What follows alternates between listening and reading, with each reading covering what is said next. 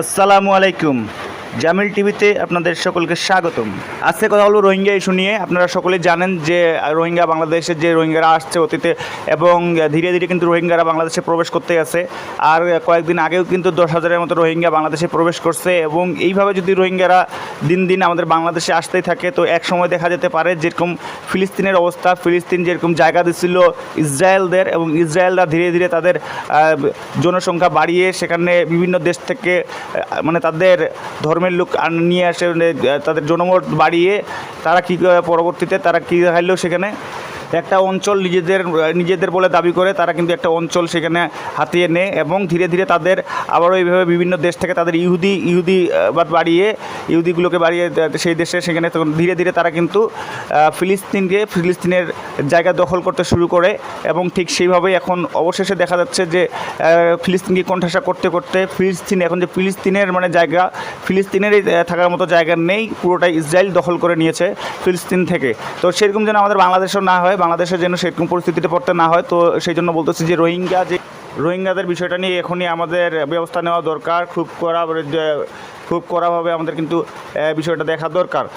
যেহেতু আপনারা দেখতেছেন পার্বত্য চট্টগ্রামের যে এখন বর্তমান অবস্থা, পার্বত্য চট্টগ্রামে আপনারা জানেন যে তারাও কিন্তু ঠিক এইভাবেই কিন্তু বাংলাদেশে অবস্থান করছে, বাংলাদেশে এইভাবে তারা জায়গা নিচ্ছে। এখন কিন্তু বাংলাদেশ তারা চাচ্ছে যে সেটাকে তাদের কাছে ছাড়ে দিতে, তারা সেটা দখল করে একবারে আলাদা হয়ে যাওয়ার মতো একটা তারাও কিন্তু এইখানে মানে দাবি করতেছে। তো এরকম যেন পরিস্থিতিতে পড়তে না হয়, রোহিঙ্গার বিষয়টা মানে এখনই ভাবা দরকার। এখনই এটাতে একটা ব্যবস্থা না নিলে পরবর্তীতে হয়তো বা বাংলাদেশকে বড় কোনো সমস্যার মধ্যে পড়তে হইতে পারে। কারণ তারা ধীরে ধীরে কিন্তু তাদের জনবল বাড়াচ্ছে এই বাংলাদেশের মধ্যে, আসতে গেছে আপনার 5,000, 10,000, এইভাবে 8,000, 7,000 এইভাবে করে আসতে গেছে রোহিঙ্গা বাংলাদেশে। তো রোহিঙ্গার বিষয় নিয়ে এর আগেও আমি অনেকবার মানে শেখ হাসিনার আমলে অনেকবার রোহিঙ্গার বিষয় নিয়ে মানে কথা বলছি। আমার সেই চ্যানেলটা এখন আপাতত সেই চ্যানেলটা ডিলিট করে দেওয়া হয়েছিল। সেখানটাতে আমার একটা ভুল ছিল যে ছাত্র আন্দোলনের সময় যারা যখন কোটা আন্দোলন চলতেছিল তখন প্রথমের দিকে আমি একটা কথা বলছিলাম যে শেখ হাসিনাকে উদ্দেশ্য করে বলছিলাম যে ছাত্রদের দাবি মেনে নেওয়ার কথা, না হলে পরবর্তীতে দেখা যাবে যে আপনার গদি নিয়ে টানাটুনা উঠে গেছে। এই ধরনের একটা ভিডিও বানায় দেওয়া ছাড়ার জন্য আমার সেই চ্যানেলটা ডিলিট করে দেওয়া হয়েছে। যাই হোক, আমি আবারও বলতে যাচ্ছি দেশের যারা প্রতিনিধি আছেন আপনারা এখনও সময় আছে, বিষয়টা একটু আপনাদের নলেজে নেন। বিষয়টা কিন্তু আপনারা মানে জটিল মনে না করলে বিষয়টা কিন্তু অনেকটাই জটিল এবং আপনারা অবশেষে আপনারা অলরেডি দেখতে পাচ্ছেন যে রোহিঙ্গাদের কাছে কিন্তু আপনাদের কিছু মানে মারণঘাতী অস্ত্র কিন্তু রোহিঙ্গাদের সেখান থেকে কিন্তু উদ্ধার করা হচ্ছে। মাঝে মাঝে আমি দেখছি যে সেখান থেকে কিন্তু উদ্ধার করা হয়েছে।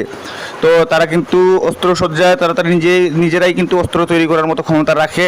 তাই আমি বলবো যে মানে বিষয়টা মানে গম্ভীরভাবে দেখুন আপনারা। এই বিষয়টা নিয়ে আপনারা কেউ হেলমাসি করবেন না, এটা খুব একটা জটিল বিষয়।